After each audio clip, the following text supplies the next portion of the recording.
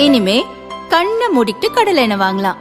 ஏன்னா மந்த்ரா கடலை எண்ணெய் இதயத்தின் தயாரிப்பு. வறுக்க பொரிக்க ஏன் எல்லா சமையலுக்கும் மந்த்ரா தான். மந்த்ரா கடலை எண்ணெய், அபார ருசி, ஆரோக்கியமான உடல் நலம்.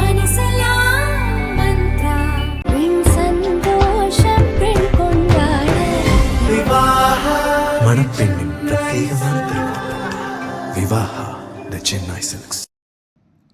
தமிழகத்தைச் சேர்ந்த பிரபல லாட்டரி அதிபர் மார்ட்டினின் மகன் ஜோஸ் சார்லஸ் மார்ட்டின். இவர் திடீரென புதுச்சேரி அரசியலில் ஆர்வம் காட்ட துவங்கினார். புதுச்சேரியில் தொகுதிதோறும் ஜேசியம் எனப்படும் தனது பெயரில் மன்றங்களை துவங்கி நலத்திட்டங்களை வழங்கினார். காமராஜ் நகர், முதலியார்பேட்டை மற்றும் பாகூர் தொகுதிகளில் தினசரி உணவு வழங்கி வருகிறார்.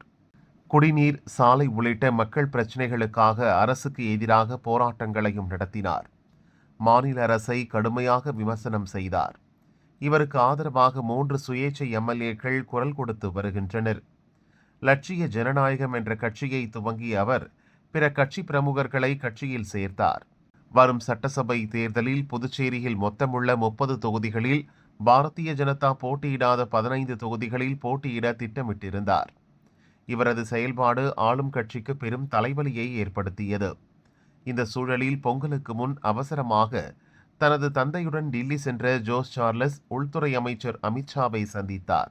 பின் புதுச்சேரி திரும்பியவர் திடீரென சட்டசபைக்கு சென்று முதல்வரை சந்தித்து வாழ்த்து பெற்றார். இப்போது அரசை விமர்சிப்பதை தவிர்த்து வருகிறார். வரும் சட்டசபை தேர்தலில் பாரதிய ஜனதா கூட்டணியில் லட்சிய ஜனநாயக கட்சி 2 தொகுதிகளில் போட்டியிடுவதும் உறுதியாகியுள்ளது. அதை உறுதி செய்யும் விதமாக மார்ச் 1 புதுச்சேரியில் பிரதமர் மோடி பங்கேற்கும் விழா மேடையில் கூட்டணி கட்சி தலைவர்களில் ஒருவராக ஜோஸ் சார்லஸும் மேடையேறுவார் என கூறப்படுகிறது.